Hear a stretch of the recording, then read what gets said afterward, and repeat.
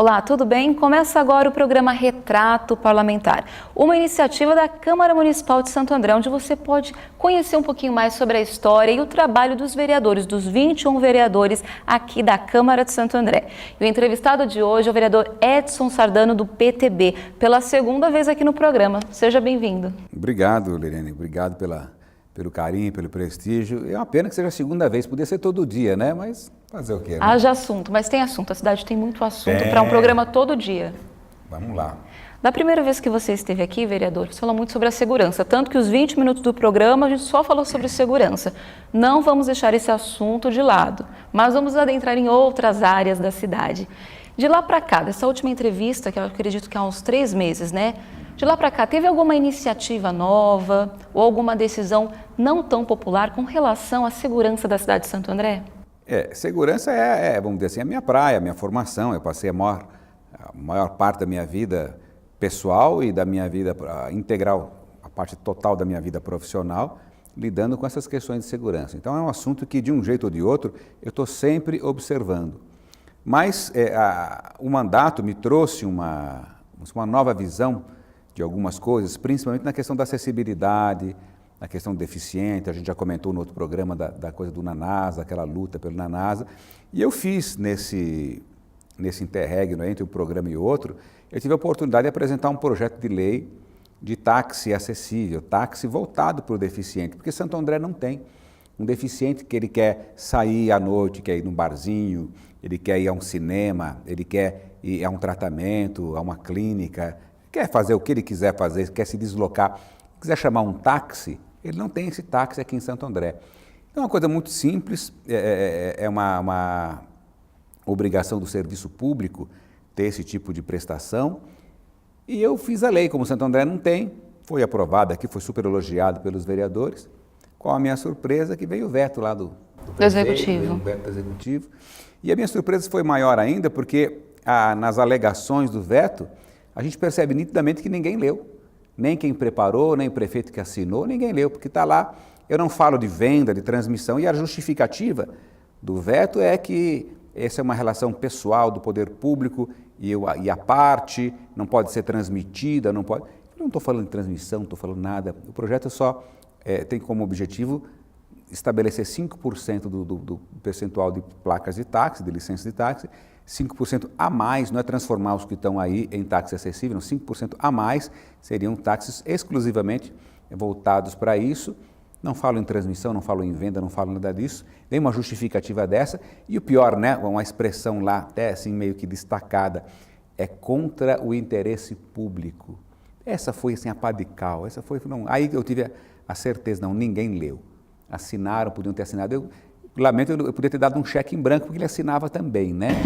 Aí eu ia preencher o valor que eu quisesse, porque chega um projeto desse e assina dessa forma, contrário ao interesse público. Nós temos tantos deficientes, tantas pessoas que precisam, e não é aquele deficiente permanente, nada. Às vezes você quebra uma bacia, você quebra um fêmur, alguma coisa, você precisa de um transporte especial, tudo, uma cadeira de roda que você está usando temporariamente, e não tem. É realmente uma tristeza como é que as coisas estão sendo conduzidas na nossa cidade. Mas e agora, como é que vai ficar essa situação? Vamos fazer um barulhozinho, né? Já estou utilizando esse espaço, estou utilizando as redes sociais e vou tentar envolver meus pares aqui para a gente derrubar esse veto, para que a cidade não seja prejudicada pela falta de interesse da leitura, né? As pessoas, os assessores, o prefeito, o pessoal não tem muito interesse em ler nenhum projeto de lei, e essa falta de interesse de leitura não pode redundar num prejuízo à população que já carrega sobre os ombros uma carga dura, né? Já de uma dificuldade, de uma deficiência, dificuldade de locomoção. Quer dizer, além de tudo, ele tem que pagar pelo preço da falta de vontade dos outros de lerem os documentos, né? Que, na verdade, é de interesse público. É um grande tema de interesse público. Não é nem interesse meu, que eu, felizmente, não tenho nenhum problema, não tenho nenhum familiar com problema, é interesse público, interesse da sociedade, da diversidade que é a sociedade.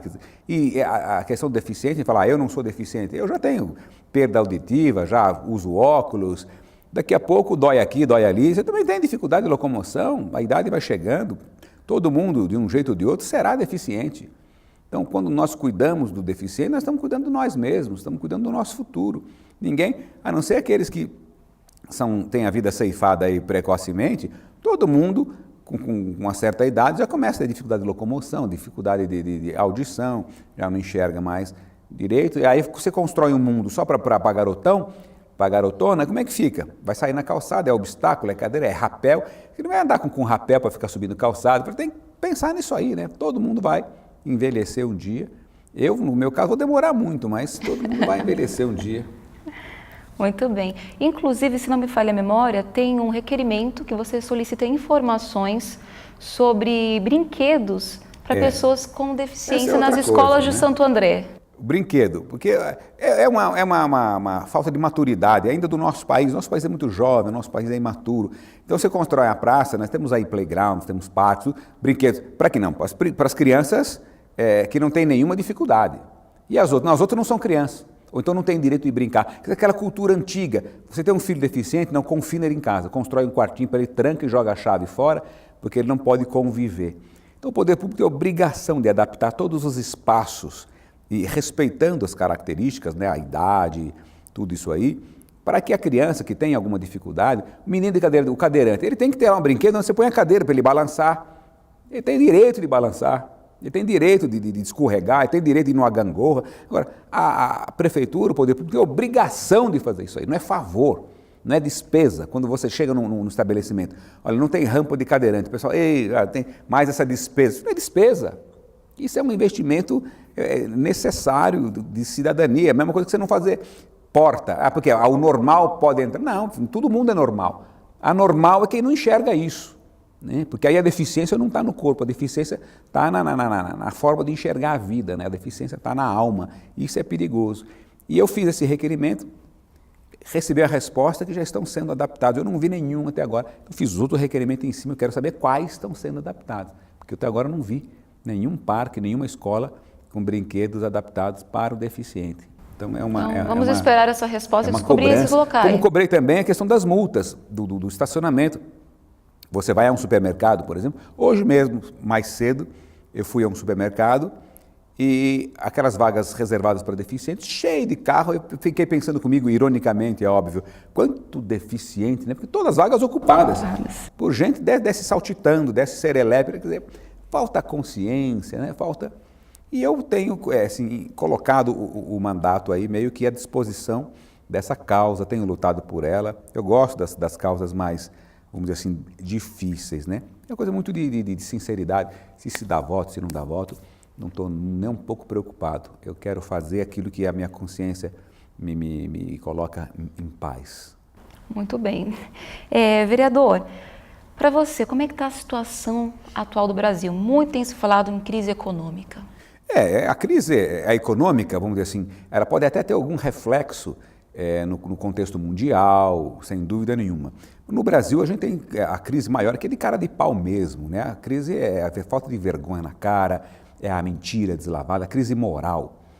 Para que a atual presidente fosse reeleita, mentiram descaradamente para o Brasil, para todos os brasileiros e brasileiras, mentiram, esconderam a real situação do país, vai empurrando até outubro. Outubro deixa estourar, a gente vê o que faz, mas já estamos com 4 anos garantido, aí vê o que faz. Aí imagina que vai ter chance de recuperar, subestimar o tamanho do problema.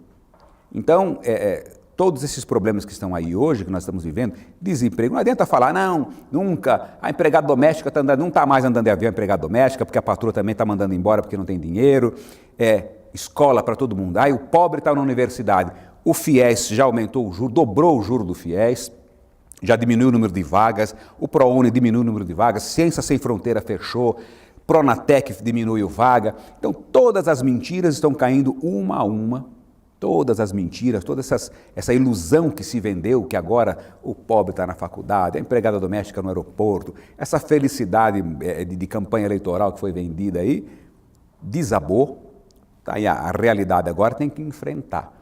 Né? Tem que enfrentar. Então, é realmente uma situação de grande irresponsabilidade deste governo federal.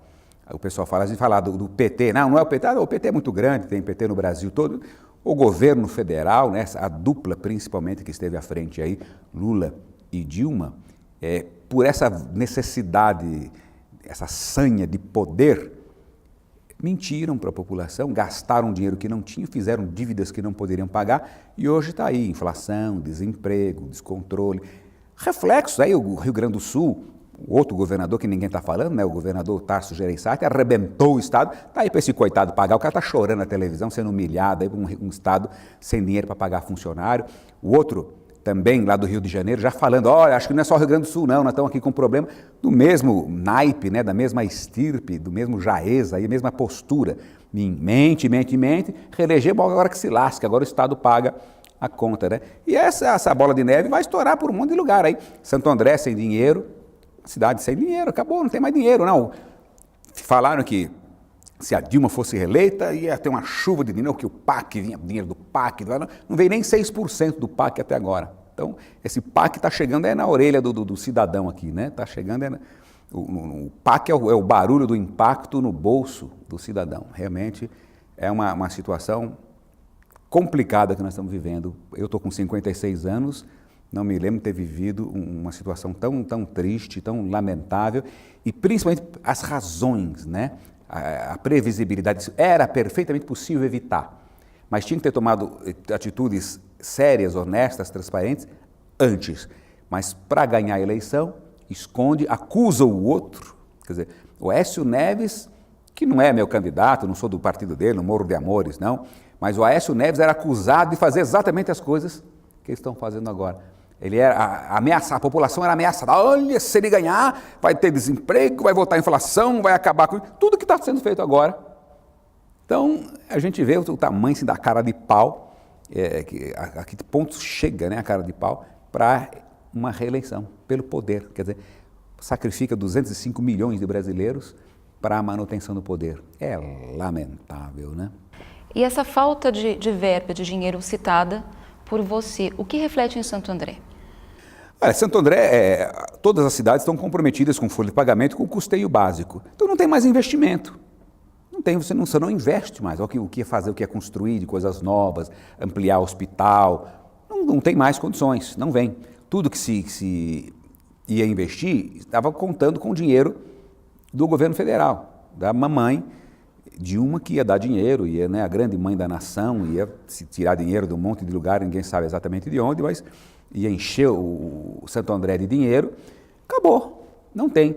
Então agora vem a realidade. Então vamos vender terreno, vamos vender aquilo, fechando programas. A cidade está estrangulada, vai ficar aí pagando funcionário, tem uma máquina, um custeio, aluguéis caros, né, que nos bons tempos o pessoal vai fazendo, alugando prédio aí por cento e tantos mil reais. Tem dinheiro. Agora acabou o dinheiro, não vai vir socorro do governo federal. O prefeito aqui vai ter que fazer das tripas coração e duro, que ele não pode nem criticar, né? Porque é do mesmo grupo, né? Ele não pode nem falar a verdade. Falar, olha, deixaram a gente na mão, falaram que vinha vir dinheiro, não veio. Agora, e diminui a atividade econômica, diminui o orçamento também. Acontecendo no Brasil, anunciaram 30 bilhões de déficit. Com certeza é muito mais, porque superestimaram uma série de receitas. O déficit vai ser muito mais. Esse déficit já vem do ano passado, só que do ano passado foi maquiado. É a tal da pedalada fiscal.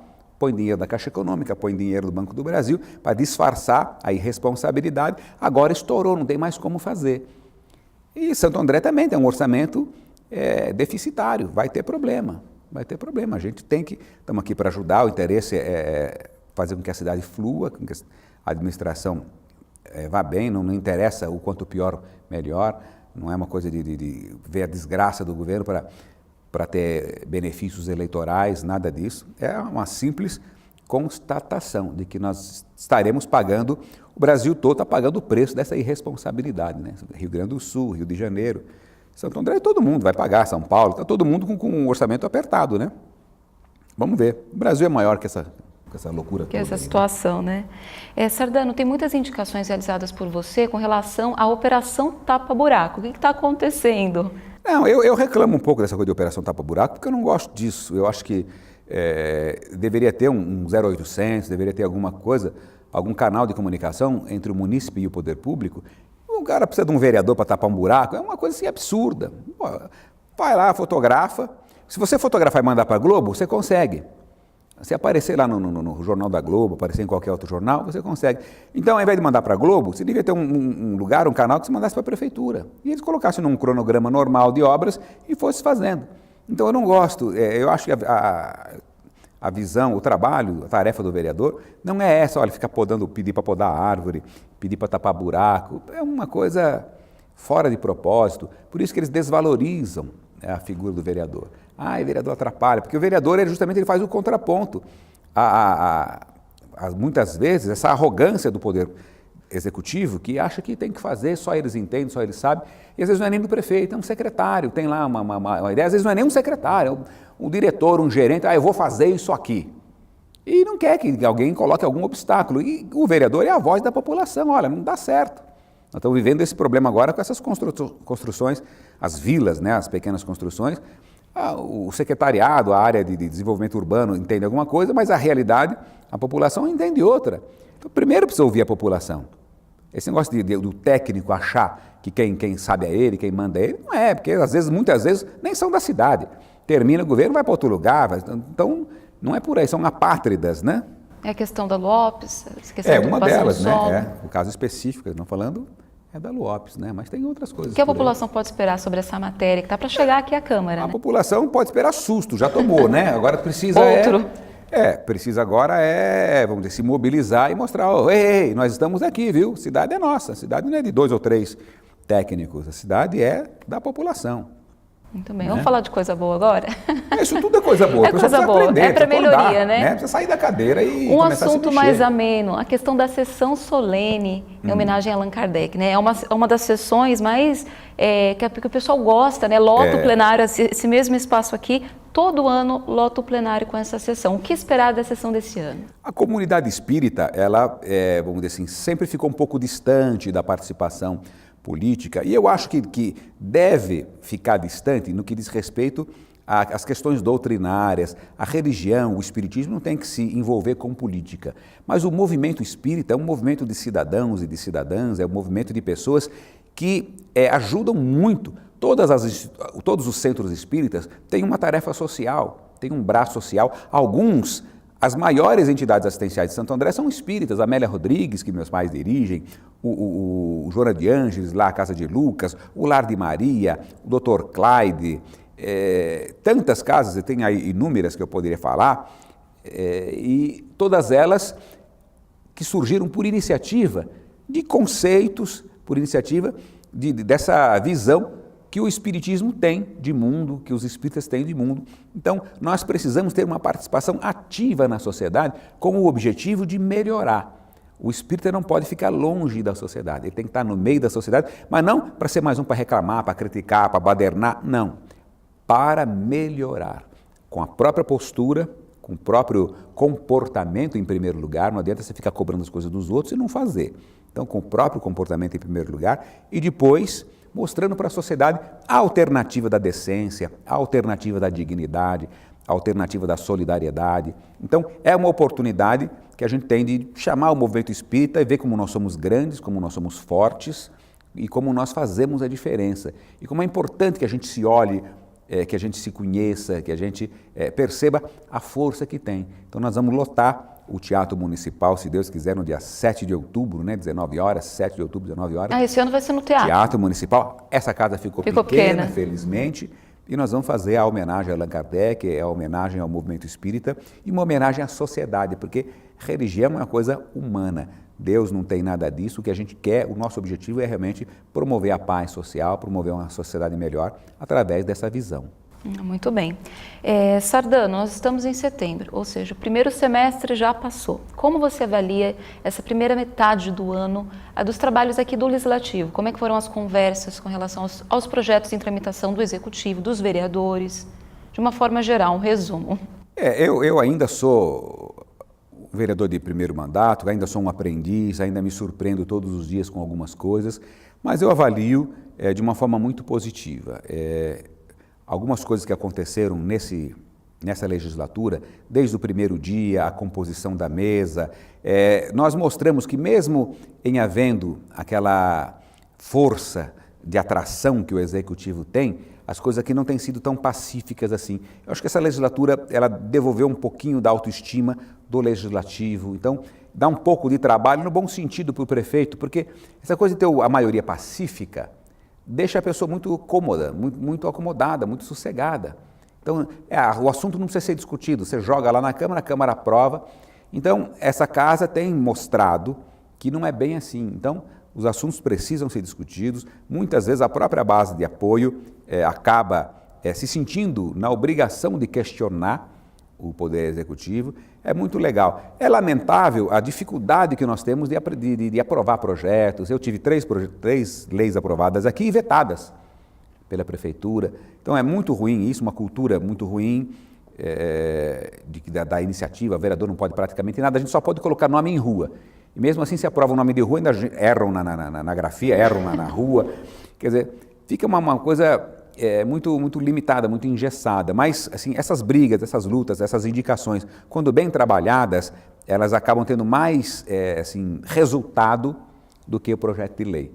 Então, a minha avaliação é muito positiva, não só do contexto geral, do Poder Legislativo, mas do meu mandato. Eu estou muito satisfeito e vou inclusive, tentar me reeleger. Gostei da brincadeira, acho que estou fazendo um bom papel e posso continuar representando os meus eleitores. Muito bem. O tempo do programa acabou, mas eu quero que você fique à vontade para dar algum recado, pessoal que está em casa. Bom, o recado é o seguinte: acompanha. Vamos mudar esse mundo a partir de cada eleitor. O eleitor é o dono da bola. O político, ele tem um mandato de 4 anos, ele não é funcionário público que prestou concurso e não sai mais. A cada 4 anos, você que está aí me assistindo, pode mudar tudo e todos. Então acompanha, vê quem merece, quem não merece, exerça o seu poder de voto, exerça o seu poder de escolha em outubro do ano que vem. Se não está bom, você não está contente, não está satisfeito, mude, fale com o seu vizinho, com o seu parente, não se omita, faça propaganda, se engaje politicamente. Alguém deve merecer a sua confiança, alguém deve merecer o seu voto. Focaliza nessa pessoa e contribua para um mundo melhor a partir da sua participação. É por aí. Está dado o recado. Muito obrigada pela sua participação. Eu que agradeço a oportunidade, tomara que tenham mais aí, né? Com certeza. E eu agradeço também a você que acompanhou o Retrato Parlamentar. Até a próxima.